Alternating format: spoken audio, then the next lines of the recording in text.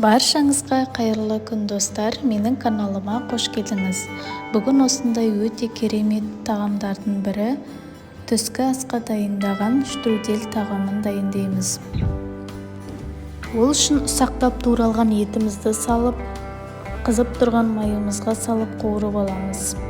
Үстіне ұсақтап туралған жуамызды салып, қызартып қуырып аламыз. Менде сиыр еді, қалауыңызша әртүрлі еттен салуыңызға болады. Дәміне қарай тұз борщымызды қосып, астын баяу отта қуырып аламыз. 5 минуттан кейін үстіне ыстық суымызды құйып, 1 сағаттың көлемінде пісіріп аламыз. Етіміз дайын болғаннан кейін үстіне сәбізімізді үлкендеу етіп турап саламыз. Және картопымызды үлкендеу етіп саламыз. Қақпағын жауып 10 минуттың көлемінде пісіріп аламыз. Картопымыз бен сәбізіміз езіліп кетпеуі қажет, өйткені біздің штруделіміз жабысып қалуы мүмкін. Сондықтан тек 10 минуттай пісіріп аламыз. Соның өзі жеткілікті. Оған дейін біз қамырымызды дайындаймыз. Ол үшін бізге керегі ұн, жылы су, тұз және сұйық май. Жақсылап тұрып араластырып, қамыр илеп аламыз. Иі қанғанша қамырымызды илейміз.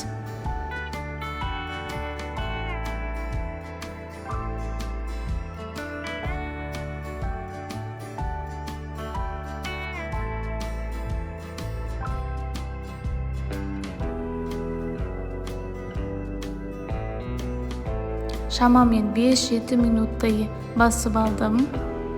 Иі қанғанша қамырымызды басып аламыз. Сонда біздің қамырымыз өте әдемі болып шығады.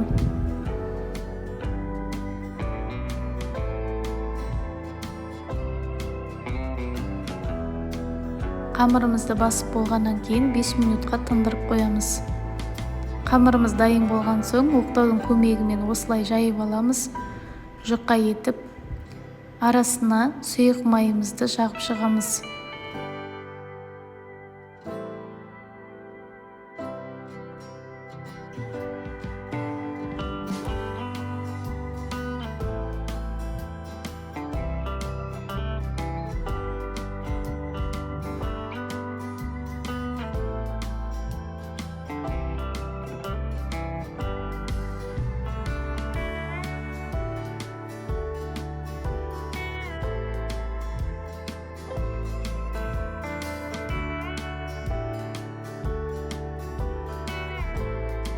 Сұйық майымызды жағып болғаннан кейін осылай сарымсақты терканың көмегімен өткізуге болады, немесе осындай сарымсақ қысқыштың көмегімен сарымсағымызды қысып шығамыз.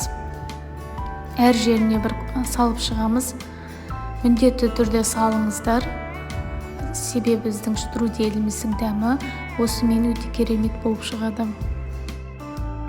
Барлығын жағып болғаннан кейін арасына укропымызды ұсақтап турап, осылай салып шығамыз. Міндетті түрде осылай салып шығыңыздар, өте дәмді болады.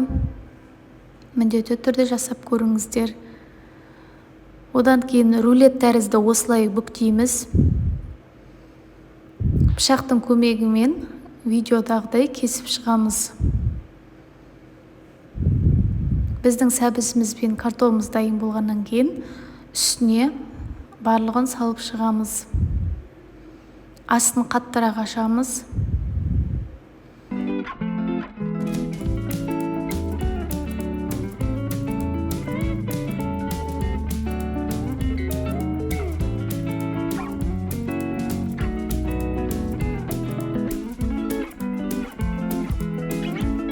Барлығын осылай қазанымызға салып, астын баяу отта 15-20 минуттың көлемінде пісіріп аламыз. Біздің штруделіміз өте дәмді, өте керемет болып шығады. Міндетті түрде жасап көріңіздер. Ас болсын.